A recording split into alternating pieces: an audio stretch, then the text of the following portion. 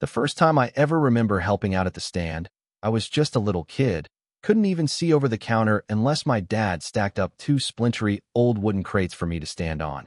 He'd have me bagging tomatoes while he greeted neighbors like old friends, the whole place humming with that sweet feeling of belonging, you know? It wasn't just a fruit and vegetable stand. Not even close.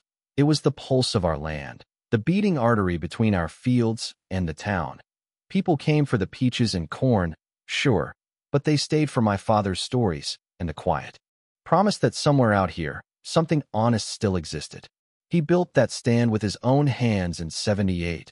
No blueprints, no contractors, just 4 wooden posts, a tin roof, and some boards. Scavenged from the old barn that the tornado took out before I was born, the whole thing smelling like earth and effort and home.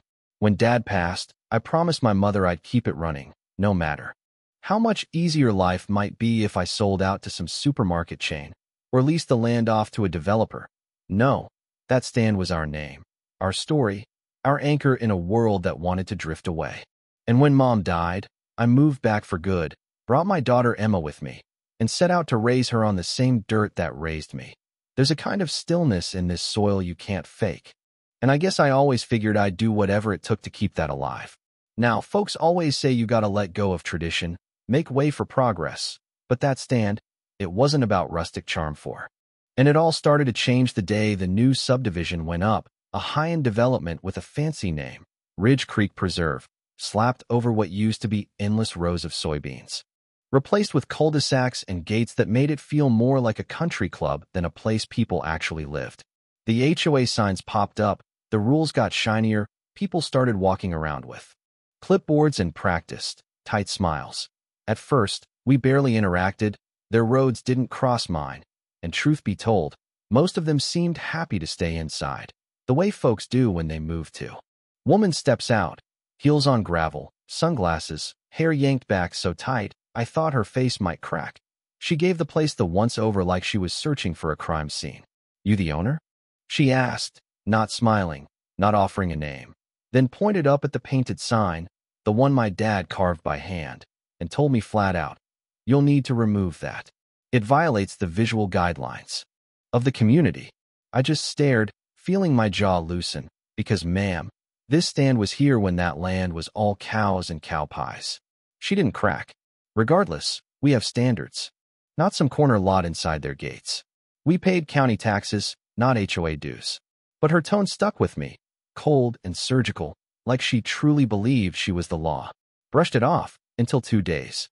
Start gathering receipts and boundary maps. When the second letter showed up, this one taped right to the front of the stand, flapping in the wind with final warning scrawled across the top. I started to realize this wasn't just some misunderstanding, it was a siege. The letter was signed by Bradley H. Morton, HOA compliance officer. Never met the man, didn't care, but the signature had a new line. Legal action may be pursued without further notice. That got under my skin, I won't lie. I stood out there staring over my fields, corn whispering in the wind, the little orchard my dad planted behind the old barn, Emma's tires swing, and I felt this deep, hard thing settle in my chest. They'd picked the wrong damn family. That evening, I took the letter to town. My old Army buddy. For city zoning. Elsie didn't say much, just pulled out a yellowed parcel map and traced the lines with a chipped pencil. "Your property ends here. That road, the one they're so worried about, that's county maintained. They don't own a damn inch past their fancy sign." Relief washed over me, but Elsie just gave me a look. "If they want to make this a safety or nuisance issue, they'll drag you through civil court. They'll try to wear you down on legal fees." That's when I knew this wasn't a neighborly spat. This was going to be a war of attrition. Back home, I showed Emma the letter. She read it, jaw tightening, then looked at the stand glowing under the porch light. But that stand is part of who we are. I didn't answer, didn't have to. That night, I dug through every old folder I could find. Land deeds, tax receipts, building permits, a grainy photocopy of the original zoning exemption from 1979, signed by the mayor and notarized by Betty Jean Crawford, who still sang in the church choir. Labeled the binder defense. The HOA doubled down, sent their so-called compliance officers, which meant 2 guys in polos with clipboards. showing up every morning, photographing the stand, license plates, even Emma as she set out the honey jars. One afternoon, she came in breathless. "Dad, they're taking pictures of me." I saw red. I called the sheriff's non-emergency line. Dispatcher said unless it got physical, not much they could do. But that night, I went back through the binder, highlighting every exemption, every photo, every angle. If they wanted a paper war, I'd bury them in it. Funny thing, just when I thought we were alone, Mary Louise pulled up. Hadn't seen her in years, but she'd read about the HOA drama.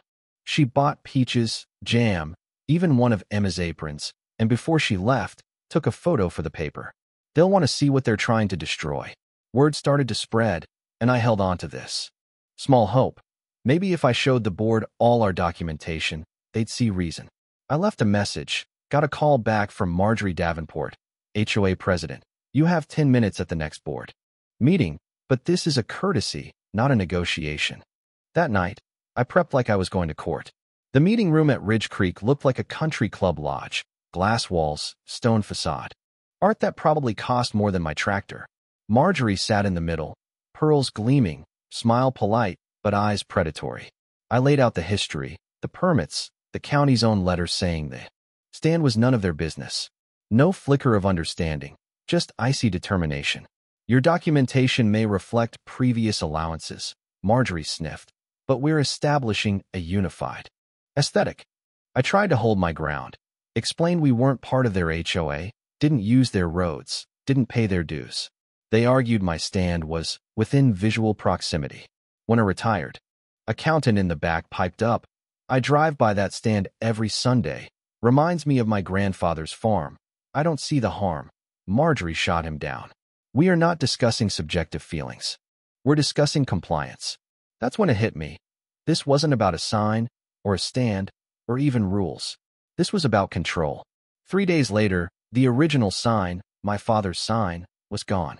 Not broken, not vandalized, just quietly unbolted and removed. A blue strip of tape the only thing left. Emma found me standing there, fists clenched. We filed a report, but with no witnesses. Nothing came of it. The HOA denied everything, of course. That night, I didn't sleep. I pulled out a scrap of pine from the barn and carved a new sign by lantern light. Wasn't perfect, but it was ours. Emma and I painted it barn red, bolted it down, called the local paper. Within days, the new sign was gone too, another removal order from the HOA. That was the last straw. I started documenting every move, body cam, trail cams, a log of every truck that parked across the road. I downloaded the full 87-page HOA bylaw and dug through every word with Emma. Popcorn, coffee, highlighters everywhere. On page 63, we found it. Their authority ends at their property line. All this time, they were bluffing, banking on us not reading the fine print. I got an official, notarized letter from county zoning. The stand was legal, protected, grandfathered in. Called up my old Army buddy Ray, now a municipal attorney. He took one look and told me, "They've got nothing." He gave me the playbook, document everything, gather witness statements, get the press involved. So we did. The local paper ran a headline. HOA oversteps boundaries. County confirms no violation. That lit a fire in the community. Neighbors started dropping off groceries. Folks we hadn't seen in years showed up to buy jam. Teenagers painted banners. Suspicious gatherings welcome here. It turned into a party. Fiddles, bake sales, people dancing on the gravel. Every time the HOA tried to blockade us, cones, signs, complaints, the community just pushed back harder. But the HOA kept filing complaints. Noise, traffic, unlicensed public venue. Shelby, the deputy, showed up with a warning. "They're betting you'll get tired first." Emma didn't flinch. "How far are we willing to go?" she asked. "All the way," I said. So I filed for an injunction. Ray helped me get a court date. The sheriff started stopping by more often, just in case. Local veterans took shifts in lawn chairs, quietly guarding the stand, a show of flannel solidarity. The town rallied. Petitions, offers to testify, kids running lemonade, stands to support our legal fees. The press showed up, TV, newspapers, regional bloggers, everyone wanted a piece of the drama. By the morning of the hearing, the place looked like a festival, vendors, neighbors, signs everywhere. In court, the HOA's lawyer tried to argue visual environment, but the judge saw right through it. He slapped down a temporary injunction, all fines void, all harassment to stop, effective immediately. If the HOA so much as sneezed in our direction again, we'd have grounds for a civil suit. In the hallway outside, Emma squeezed my hand so hard I thought my bones would snap, and Ray just grinned. They had nothing. Marjorie, the president, resigned 2 weeks later. No speech, just a memo. The HOA retreated. The stand thrived. We expanded, added new tables, a canopy, fresh lights. Donations poured in. Time, tools, sweat. Folks who'd been on the other side of the fight showed up to help. Emma ran the first fall harvest festival. Music, hay bales, cider, pumpkin pies. Hundreds turned out. The paper ran a story. From threatened to thriving. How one stand united a town. And somewhere in all that noise and hope, I found Dad's old rocker buried in the barn. Dragged it out, dusted it off, set it back beside the stand where it belonged. Emma handed me a little brass plaque, etched with, in memory of Thomas Hawthorne. He planted more than seeds. I screwed it to the backrest and sat beside her in the evening light, the wind rustling the cornstalks, neighbors laughing, kids chasing fireflies in the dusk. Shelby showed up with the final paperwork. No more gray areas. You're untouchable now. She told me, most people don't win these fights. I shook my head. I didn't do it alone. That's the thing, isn't it? You stand up, quiet, legal, steady, and others stand with you. Maybe the world's not lost after all. So tell me, if you'd been in my boots, would you have fought as hard for a sign, a stand, a story? Or do you think there are bigger things worth standing for out there? Drop your thoughts below. Share your own battles. Tell me about the time you saw a little justice win out over a whole lot of noise. Because at the end of the day, we're all just trying to hold onto the roots that make us who we are, aren't we?